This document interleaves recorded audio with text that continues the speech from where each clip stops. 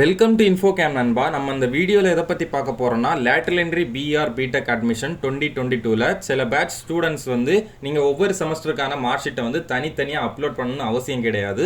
So அது எந்த batch students எல்லாம் தான் அந்த வீடியோவில் பார்க்க போகிறோம். அதுக்கு முன்னாடி நீங்கள் இப்போ தான் என் சேனலுக்கு ஃபஸ்ட் டைம் வரீங்கன்னா மறக்காமல் சப்ஸ்கிரைப் பண்ணிடுங்க. சப்ஸ்கிரைப் பண்ணிட்டு பக்கத்தில் இருக்க பெல் ஐக்கானை கிளிக் பண்ணி ஆளுங்கிற நோட்டிஃபிகேஷனை கொடுத்து வச்சுக்கோங்க. அப்போ தான் நான் இதை மாதிரி வீடியோஸ் போட்ட உடனே உங்கள் மொபைலுக்கு நோட்டிஃபிகேஷன் வரும் நண்பா.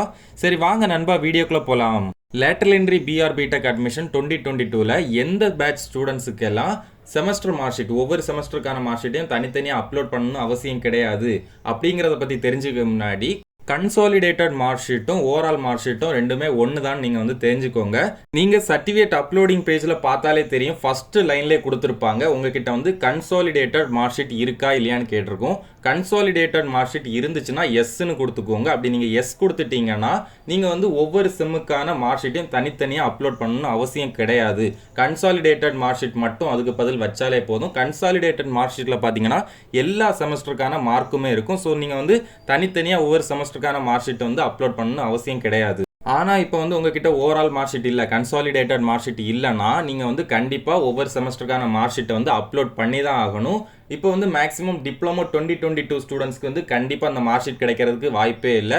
நீங்கள் வந்து ஒவ்வொரு செமஸ்டருக்கான மார்க்ஷீட்டையும் வந்து தனித்தனியாக அப்லோட் பண்ணி தான் ஆகணும்.